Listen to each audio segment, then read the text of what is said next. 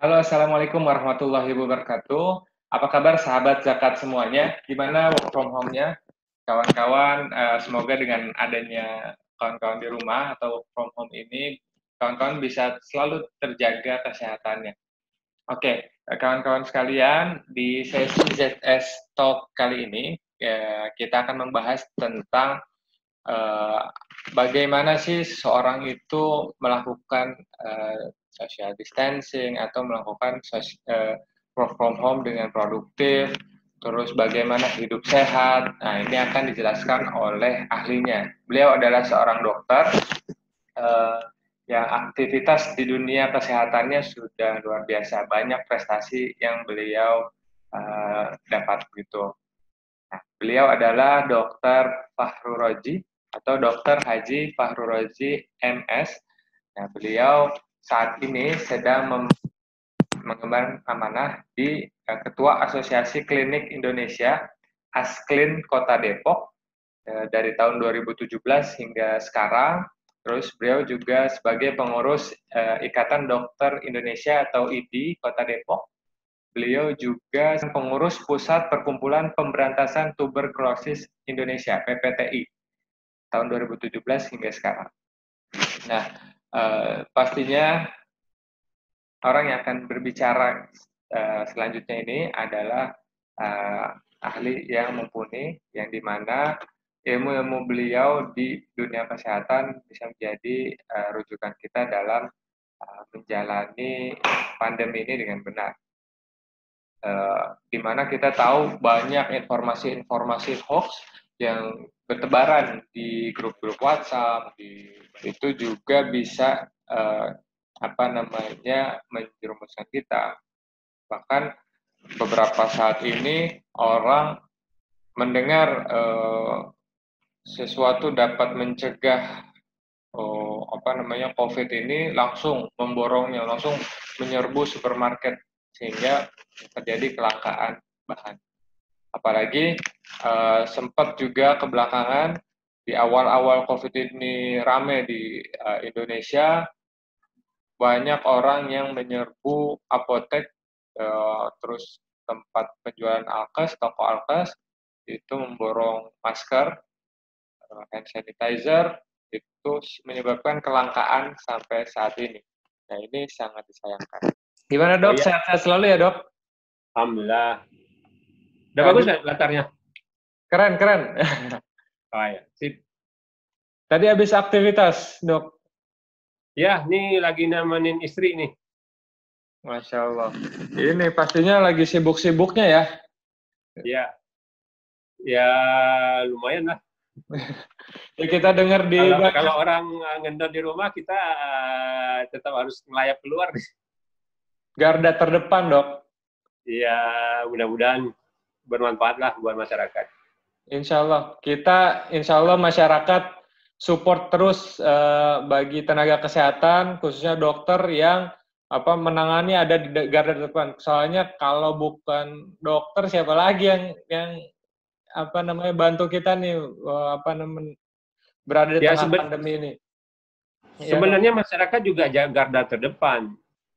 Kalau kami garda terdepan untuk kuratif, nah, sementara masyarakat sebenarnya garda terdepan untuk promotif dan preventif. Nah, kita tahu dalam proses penanganan penyakit itu ada promotif, preventif, early diagnosis, kuratif, rehabilitatif. Nah, justru dokter perannya cuma di satu aja tuh, dua mungkin, atau tiga lah, early diagnosis sama kuratif sama rehabilitatif. Tapi promotif sama preventif itu kan perannya masyarakat. Nah, iya. Jadi memang di masyarakat, khususnya di grup-grup WhatsApp ini banyak orang tiba-tiba langsung memberikan informasi-informasi terkait kesehatan dok. Tapi beberapa informasi itu nggak bisa dipertanggungjawabkan. Misalkan dalam waktu beberapa lalu ini bisa jahe bisa mencegah COVID, penularan COVID, sehingga orang rame-rame tuh memborong jahe. Nah ini ya itu salah satu minuman herbal. Kalau menurut dokter gimana tuh? Jadi itu bisa jadi benar, bisa jadi juga salah dalam penyikapan. Nah, benarnya memang dari dalam beberapa penelitian jahe cukup bermanfaat untuk meningkatkan daya tahan tubuh. Tapi harap diingat jahe juga ada kelemahannya. Bagi penderita MAH itu bisa bikin kumat MAH-nya. Demikian juga bagi penderita-penderita hipertensi atau gangguan kolesterol atau stroke yang biasa menggunakan obat-obatan pengencer darah seperti Aspilet dan lain-lain. Nah, itu bisa berbahaya buat mereka. Nanti bisa terjadi perdarahan hebat di saluran cernanya. Nah, jadi harus hati-hati kita, nggak boleh main pukul rata aja. Iya. Jadi ada hal-hal yang harus kita perhatikan. Jadi jahe boleh-boleh aja dalam rangka meningkatkan daya tahan tubuh ya, bukan buat melawan COVID atau mengobatin COVID, bukan, untuk meningkatkan daya tahan tubuh. Sehingga kalau meningkat daya tahan tubuh kita, mudah-mudahan kita tidak jatuh sakit kalau seandainya terinfeksi. Tetapi harap diingat bagi penderita MAH atau penderita hipertensi, stroke atau gangguan kolesterol yang menggunakan obat-obat pengencer darah. Iya, iya itu karena posisi masyarakat sekarang lagi paranoid ya, lagi ketakutan gitu, ketakutan untuk terinfeksi. Jadi segala informasi itu langsung diterima. Nah itu mungkin penyikapan aja ya dok ya, penyikapan. Jadi nggak bisa semua orang mengkonsumsi hal yang sama gitu ya. Ya, nggak bisa dipukul rata. Makanya saya banyak di tempat praktek ketemu dengan orang-orang yang menderita sakit MAH dan jadi kayak meriang gitu, kayak sumeng-sumeng gitu badannya karena terjadi peradangan di saluran cernanya. Nah, bahkan karena merasa meradang begitu, jadi dia parnoan juga. Ini jangan-jangan COVID. Jadi kayak gitu. Padahal dia sakit MAH. Jadi bumerang juga. Apa? Ya jadi apa namanya demam sedikit dia jadi parno. Wah, saya jangan-jangan kena ini jadi kayak gitu. Jadi kita harus bijak dalam menerima semua informasi. Jadi harus utuh kita, utuh apa yang dimaksud dengan informasi tersebut, apakah memang bermanfaat atau tidak. Terus nanti kalau seandainya bermanfaat, ada hal-hal khusus nggak terkait itu penanganannya? Ada pengecualian atau memang boleh buat semua orang? Demikian. Iya. Oke, dok. Begini dok, sekarang kan lagi masanya work from home atau banyak orang yang bekerja di rumah. Tapi banyak juga orang-orang yang tetap harus keluar rumah dok. Semisal mungkin dokter masih berkegiatan di rumah, di luar rumah. Terus semisal saya nih atau kawan-kawan Amil yang harus juga menyalurkan bantuan-bantuan dari para donatur ke para penerima manfaat. Itu kan mau nggak mau kita emang harus keluar gitu memastikan segala macam berjalan lancar. Nah, orang-orang yang harus keluar ini kira-kira bagaimana tuh dok untuk supaya mengantisipasi supaya resiko tertular itu lebih kecil? Yang pertama harus dipikirkan adalah kita tahu nih pola penyebaran penyakit ini. Pola penyebaran penyakit ini kan kita tahu pertama lewat droplet atau percikan dahak atau percikan air liur kita sewaktu batuk dan bersin. Yang kedua lewat kontak. Kontak bisa berjabatan tangan, bisa berangkulan, bisa juga kontak yang sifatnya sekunder. Maksudnya sekunder ini begini, kita memegang alat-alat atau benda-benda di sekitar kita atau di sekeliling kita yang memang benda itu atau alat-alat tersebut sudah terinfeksi oleh tangan-tangan orang yang memang kebetulan sudah terinfeksi. Nah, kalau seandainya kita pegang, terus kita pegang wajahnya. Nah, jadi memang kuncinya di situ. Jadi kita harus tahu pola penyebarannya tersebut sehingga kita tahu dalam bersikap. Nah, yang kedua, kita tahu tujuan kita ke arah mana. kemana aja kita nih, terus apa transportasi yang bakal kita gunakan. Nah, sehingga kita tahu step-stepnya apa yang bakal kita kerjakan sesuai dengan pola penyebaran tadi. Nah, kalau seandainya kita pergi keluar, ya tentu lebih diutamakan menggunakan kendaraan pribadi yang memang itu adalah area yang memang selama ini kita pakai, bukan area umum. Jadi memang aman lah secara itu. Tapi kalau dengan terpaksa kita menggunakan transportasi umum, tentu kita pikirkan dengan transportasi umum, apa langkah-langkah yang harus kita lakukan sesuai dengan pola penyebaran tadi. Ya, harus kita bawa misalnya sabun cair dengan botol yang kecil atau hand sanitizer secukupnya, terus kita gunakan masker, menghindari, karena yang namanya kendaraan umum tentu physical distancing-nya nggak mungkin optimal kan, apakah bisa jarak-jarakan 2 meter, 1-2 meter di kendaraan umum kayaknya agak susah kan. Nah, makanya kita harus tetap menggunakan masker, minimal masker bedah dalam yang baik dan benar pemakaiannya.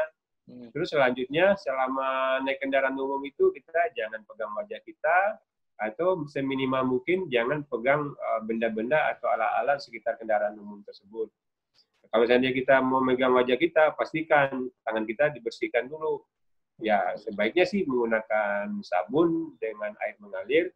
Kalau tidak memungkinkan, pakai hand sanitizer. Mungkin demikian kalau kendaraan umum. Kalau kendaraan pribadi sih nggak terlalu bermasalah. Paling nanti apakah bayar tolnya itu harus diperhatikan. Pencet liftnya kalau seandainya udah masuk gedung atau area-area tertentu. Nah, terkait pakaian, pakaian biasa aja boleh, tapi mungkin diutamakan lengan pendek. Kenapa lengan pendek, bukan lengan panjang? Karena lengan panjang, apalagi lengan panjangnya ujungnya itu agak terurai-urai gitu kan. Nah, itu kan gampang bergesekan dengan area sekitarnya, kemungkinan khawatirnya terpajan atau terpapar virus. Kalau lengan pendek, berarti kan kita gampang mencuci tangan kita sampai ke area siku dengan bersih, lebih mudah untuk mencucinya. Terus di luaran mungkin kita sediakan pulpen atau hal-hal yang bisa untuk mencet tombol lift atau mencet tombol parkir. Hal demikian ya kita perhatikan. Yang penting kita paham aja dengan pola penyebarannya. Nanti langkah-langkah ke depannya kita lebih paham lah, memperkirakan apa tindakan-tindakan yang terbaik buat kita. Demikian. Siap. Iya. Saya sekarang lagi pakai tangan panjang. Jadi malah saya kira itu, wah saya harus pakai tangan panjang nih kemana-mana nih supaya nggak ke kontak langsung. Oh iya. Dia nggak apa namanya. Jadi betul juga kalau tangan pendek itu bisa langsung cuci sampai sini mungkin ya, cuci ya? Iya. Kalau tangan panjang gimana terbatas. Hanya pergelangan aja ya? Iya. Iya. Khawatirnya terinfeksi kan, terpapar. Iya, nah, terkait yang keluar rumah, di beberapa kantor juga itu ada yang pakai penyemprotan, desinfektan chamber ya, kalau nggak salah. Jadi kotak itu. Nah, sempat dengar berita mungkin tambahan terkait pergi keluar tadi, tambahan sekembalinya kita ke rumah, sebaiknya di garasi mobil kita atau di depan pagar kita ada sabun dan keran air, sehingga kita sebelum masuk rumah udah mencuci tangan dengan sabun dan air mengalir, baru kita buka pintu, pegang handle, pegang-pegang yang lain. Kemungkinan kita kalau masuk rumah kan nggak ada orang di rumah atau apa, jadi kita bisa lebih optimal. Tetapi kalau tidak memungkinkan ada sabun dan air mengalir di depan rumah, mungkin bisa jadi kita harus memanggil anggota dalam rumah untuk membukakan pintu buat kita. Nah, sesampai masuk ke dalam rumah, kita langsung ke kamar mandi sebaiknya, langsung melakukan mandi besar. Nah, pakaiannya sebaiknya langsung dicuci atau kita simpan di wadah tertutup agar virusnya nggak terbang kemana-mana. Tapi memang kemungkinan terbang sangat kecil sekali kalau dalam hal ini. Iya, ya, siap. Jadi Itu di beberapa kantor ada yang pakai desinfektan chamber itu. Sempat dengar berita sampai ada yang pingsan karena sehari itu bisa 6 kali, bisa berapa kali gitu disemprot. Jadi ada celetukan gitu di media sosial. Ini mah bukan cuman virusnya aja yang meninggal, tapi orangnya juga. Itu gimana, Dok? Ya, memang itu ada semacam masyarakat kita karena memang terlalu hati-hati banget, jadi apapun dikerjakan, sehingga kadang-kadang pengerjaannya berkelebihan secara medis. Kan ada juga itu berita di Afrika sampai ada seorang pemuka agama nyuruh minum ini disinfektan kepada anggota jamaahnya. Benar, virus mati, tapi orangnya juga ikut mati jadinya. Hal ini yang memang kadang-kadang banyak di masyarakat kurang bijak menyikapi keadaan.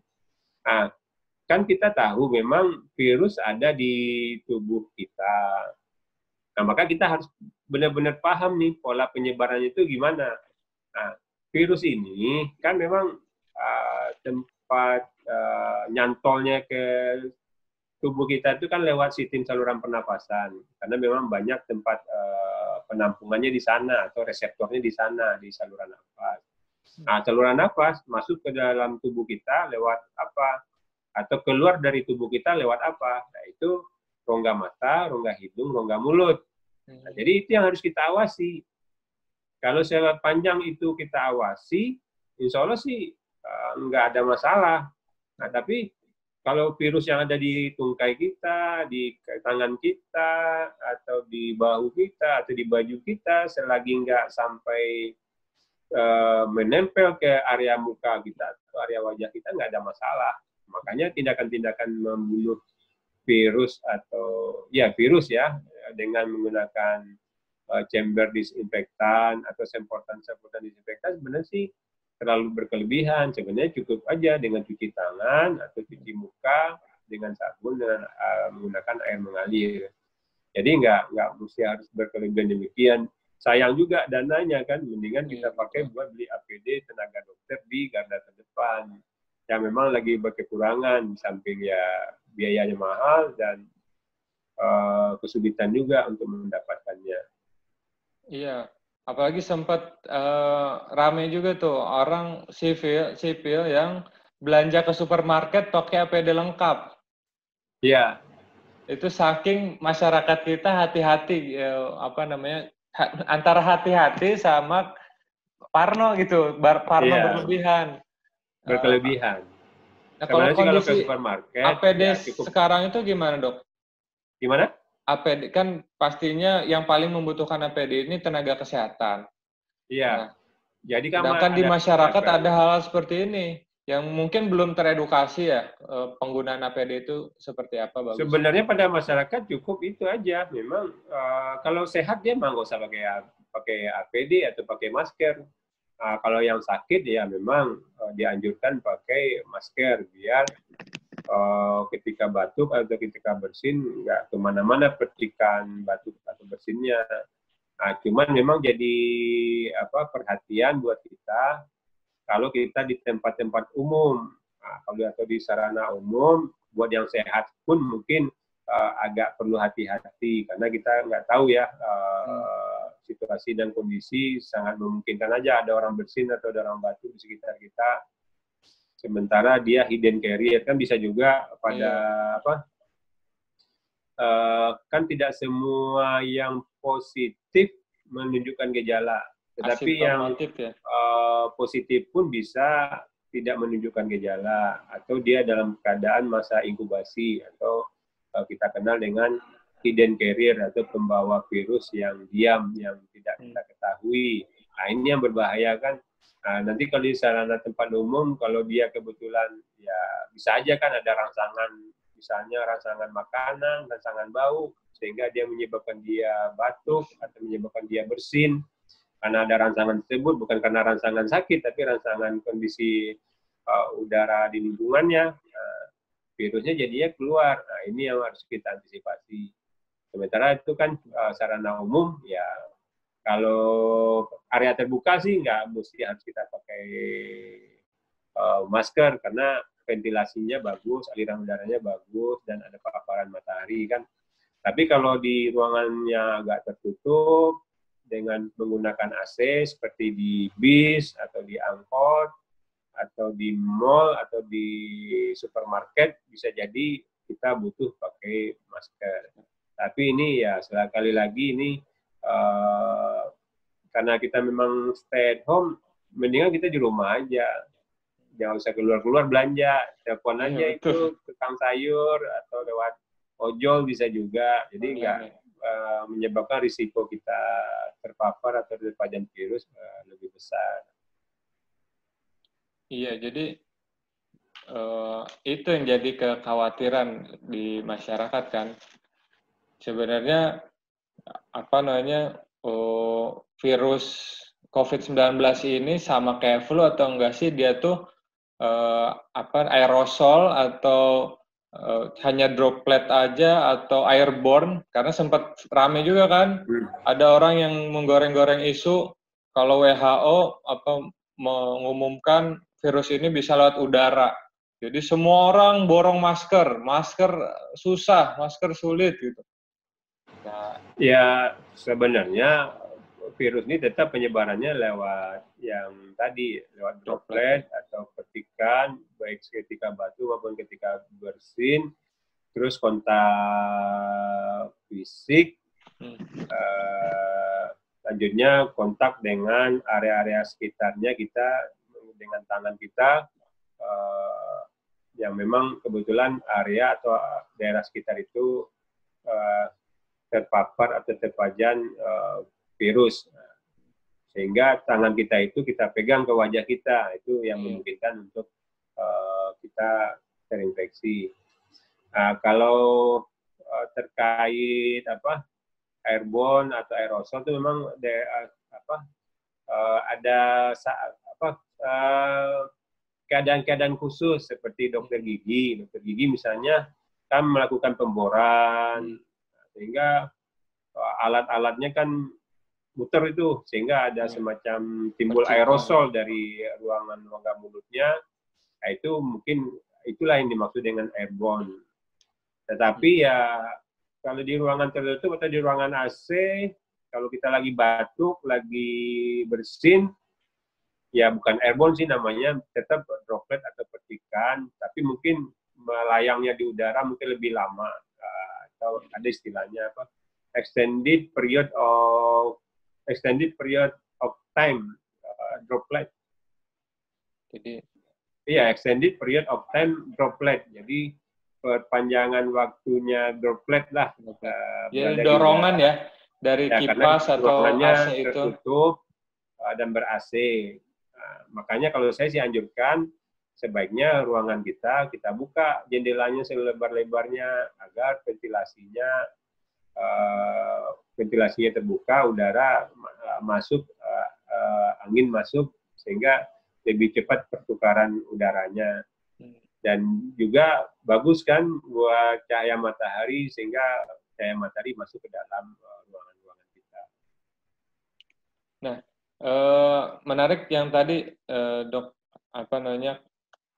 jadi orang-orang muda kan secara daya tahan tubuh mungkin lebih kuat ya, lebih kuat, terus tidak menimbulkan gejala atau asimptomatik ya. Nah, itu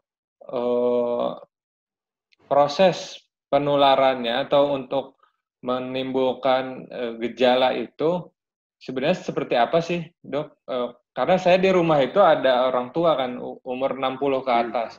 Jadi saat ini benar-benar membatasi untuk saliman, salam gitu dan lain-lain itu udah kita kurangin gitu.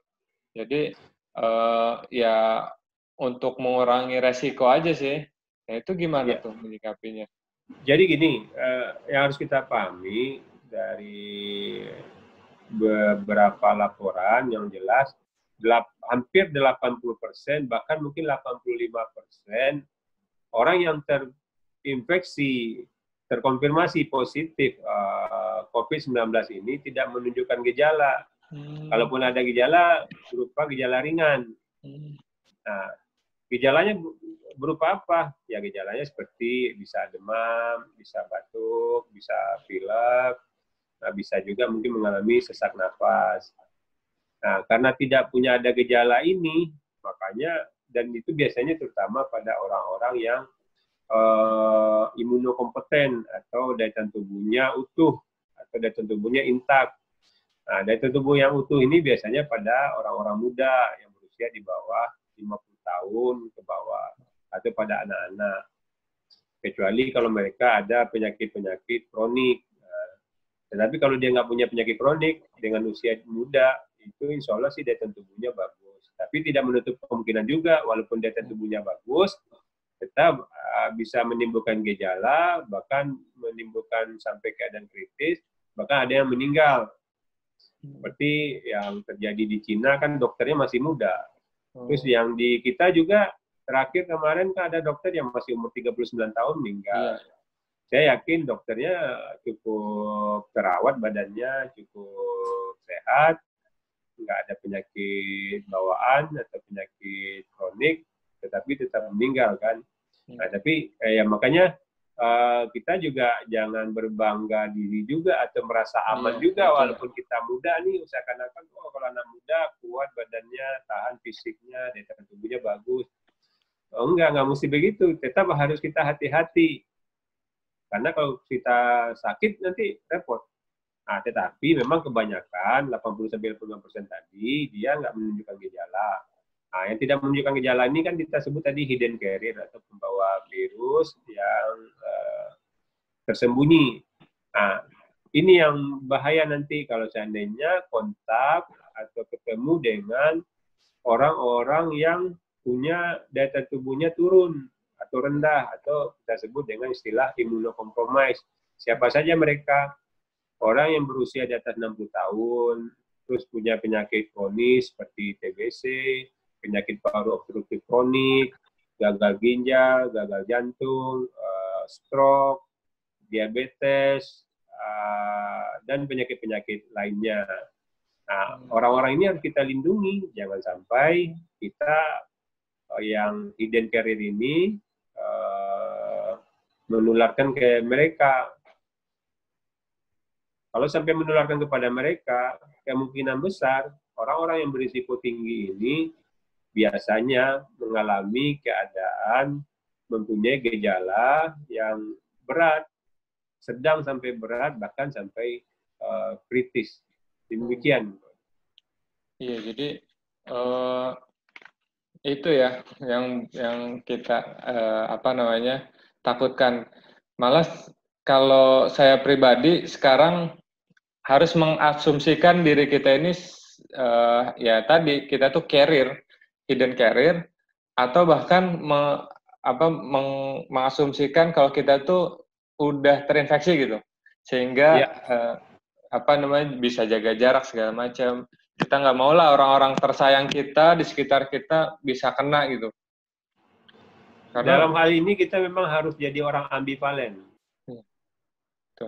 Kita memproteksi diri kita seakan-akan kita masih negatif.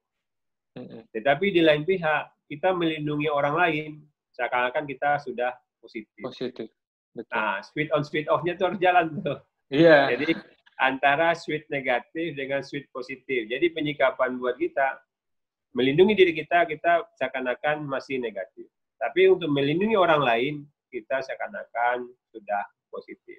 Karena kita tidak tahu diri kita apakah negatif atau positif. Memang idealnya harus diperiksa. Tapi kalaupun sudah diperiksa, lantas kita kan tetap ke area-area lain, ya tetap aja kemungkinan terpapar ada kan. Nah, saya baca di beberapa artikel tentang periksa ini, Dok. Jadi di Jawa Barat sendiri, saya baca artikel itu sudah mulai dilakukan masif test. Cuma memang saya dengar ada dua alat ya, ada rapid test, ada swab test. Itu tuh bedanya apa, Dok? Ya, jadi rapid test yang ada di kita sekarang yang dilakukan oleh pemerintah itu menggunakan pemeriksaan darah. Nah, itu karena kenapa ngambil darah? Karena pemeriksaannya adalah pemeriksaan serologi, yaitu melihat antibodi yang ada di dalam tubuh kita sudah ada atau belum terkait virus ini. Nah, secara diagnostik sebenarnya ini agak sukar untuk menegakkan diagnostik karena kemungkinan kalau terbentuk antibodi bisa jadi memang dia lagi sakit atau dia setelah mengalami sakit. Nah, ini sukar kita bedakan setelah mengalami sakit atau dia dalam keadaan sakit karena dia pemeriksaannya antibodi kan yang tumbuh atau yang muncul setelah atau kita dalam mengalami sakit. Itu mungkin kelemahannya. Nah, sementara kalau pemeriksaan swab test itu adalah kita kenal pemeriksaan PCR, polymerase chain, jadi lupa tuh R-nya tuh. Pemeriksaan PCR, pemeriksaan PCR. Nah, pemeriksaan PCR ini adalah pemeriksaan untuk mengetahui adanya antigen dari virus tersebut. Nah, kalau seandainya kita ketemu antigen antivirus tersebut, ya kita yakin bahwa virus itu ada di dalam tubuh kita. Nah, memang kita berarti dalam keadaan terinfeksi. Cuman terinfeksi apakah dia bergejala atau tidak, nanti kita lihat secara klinis. Demikian. Jadi singkatnya itu kalau rapid test itu meneliti atau mencari antibodinya, kalau swab test mencari virusnya gitu ya? Ya, cari antigen virusnya. Antigen virusnya. Oke, jadi ini sempat viral juga kalau diumumin ada masif tes. Saya juga sempat mau daftar tuh. Cara daftarnya gimana sih? Cari tahu.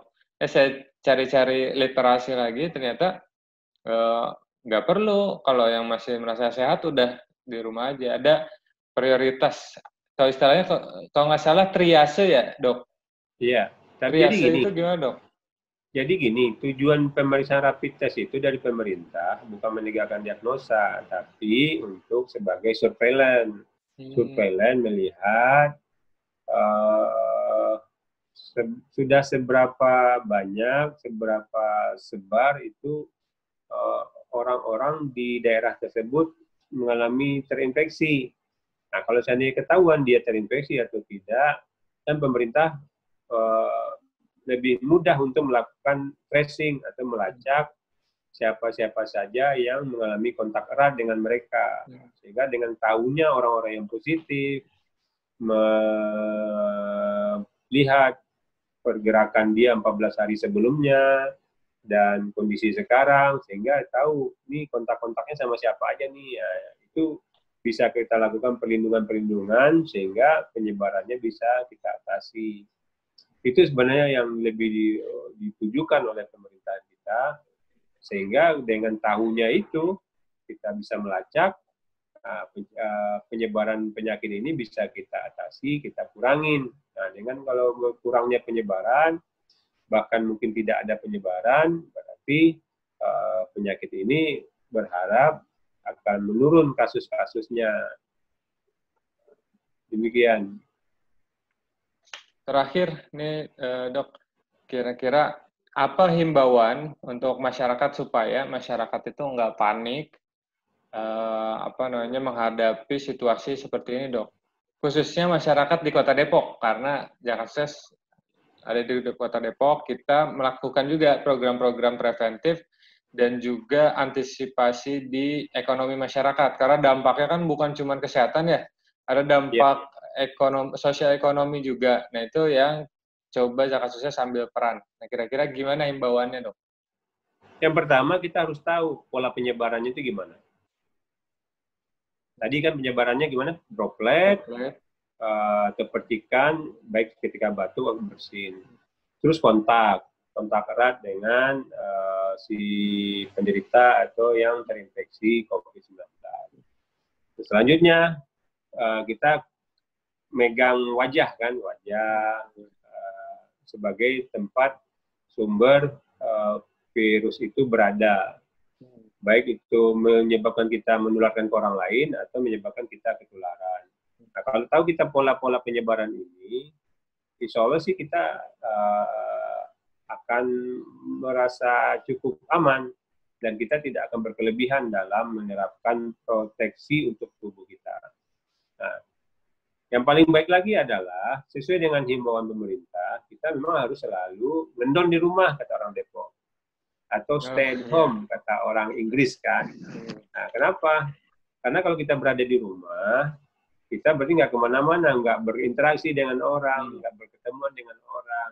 Nah, sehingga rantai penyebaran virus ini tidak terjadi atau terputus. Nah, kalau terputus, ya kita berharap dalam tempo 14 hari, mungkin sampai 1 bulan, kasus-kasusnya jadi menurun. Nah, jadi memang harus kita ngendon di rumah. Kalau bahasa orang Depok, ngendon di rumah. Kenapa? Biar virusnya nggak kelayapan.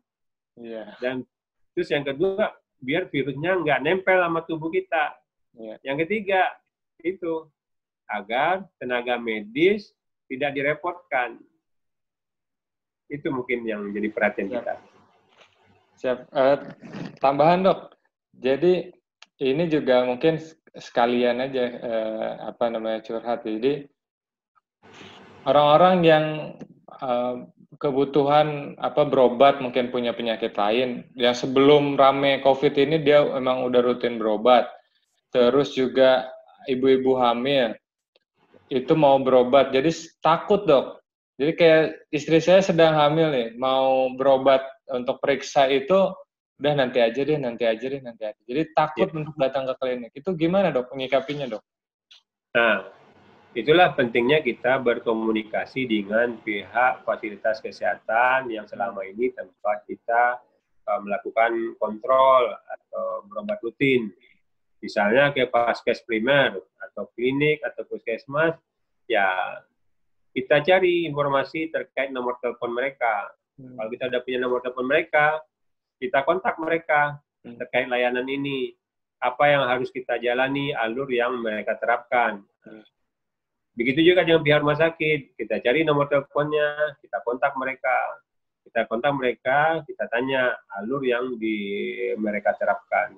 Kalau mereka menyampaikan, begini alurnya, begini yang mereka terapkan untuk melindungi kita maupun melindungi yang lain-lainnya, ya kita ikutin sebaik mungkin sesuai arahan mereka. Kalau kita ikutin arahan mereka, insya Allah sih kita aman dalam hal ini. Jadi komunikasi. Sekali lagi kita kontak, konsultasi dulu sama mereka via telepon, apa yang harus kita jalankan. Kalau seandainya mereka bilang, oh nggak usah kontrol, memang harus di rumah aja, lanjutkan aja obat sebelumnya, ya kita ikutin. Oh ya harus kontrol karena udah waktunya mau melahirkan, kami mau periksa, khawatir nanti ada risiko tinggi terhadap proses kelahirannya, ya datang. Nah, tapi nanti kan dia sampaikan datang jam sekian atau menggunakan alat ini, jalurnya ini. Nah, biasanya pasti ada arahan dari pihak-pihak rumah sakit maupun pihak-pihak klinik atau puskesmas. Ikutin dengan baik dan benar. Kalau masyarakat ingin konsultasi dengan dokter, kalau di klinik dokter sendiri gimana ininya, prosedurnya? Iya, biasa kita anjurkan via telepon dulu. Dan jam praktek kita kurangin. Tunggu, jadi nggak bisa dadakan ya? Iya, menghindari antrian yang banyak. Terus yang kedua, kita selektif juga yang mau kita obatin. Kalau ada kecurigaan COVID-19, kita arahkan ke telepon ke 112 atau 119 berupa telemedicine. Tapi kami juga siap melakukan telemedicine dalam hal ini. Sehingga yang si sakit tetap berada di rumah, aman. Kalau seandainya dia positif, biar dia nggak menyebarkan. Kalau seandainya dia negatif, biar dia nggak ketularan. Jadi kalau memang kondisinya memang membutuhkan untuk pemeriksaan di klinik, baru kita anjurkan datang ke klinik. Tapi kalau selagi masih bisa lewat telemedicine dengan pengobatan yang simptomatis tanpa resep, agak lebih baiknya tetap di rumah. Siap, dokter. Mungkin Untuk sesi ZS Talk kali ini cukup siang, Dok. Terima kasih atas waktunya. Semoga sehat-sehat selalu. Keluarga dokter juga sehat-sehat selalu. Ya, semua Indonesia segera lekas sembuh.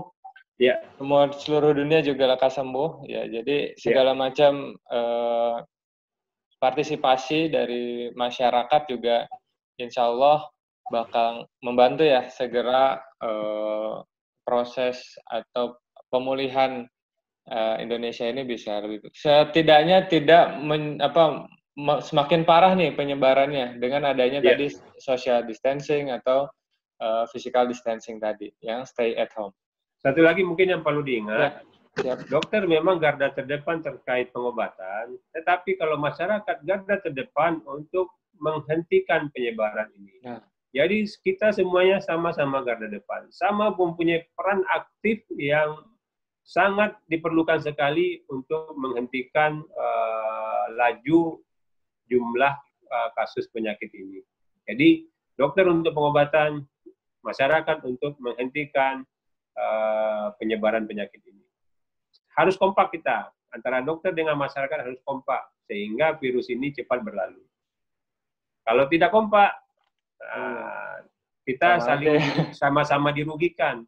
Dokternya kewalahan bekerja karena kebanyakan pasien, sementara masyarakat dirugikan karena mereka banyak yang mengalami kesakitan, bahkan mungkin naudzubillah min dzalik menjadi kondisi kritis bahkan sampai meninggal. Ini kan nggak hal yang kita inginkan. Jadi semuanya harus kompak nih. Kita harus bersatu padu melawan penyakit ini, menjadikan musuh bersama buat kita semua.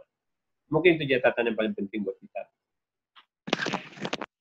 Ya, itu dia perbincangan dengan Dr. Fahroji.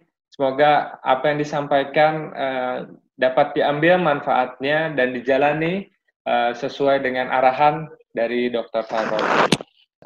Tongkrongin terus, jangan lupa subscribe YouTube Zakat Sukses supaya mendapatkan informasi-informasi terkini terkait situasi pandemi COVID-19 di Indonesia. Wassalamualaikum warahmatullahi wabarakatuh.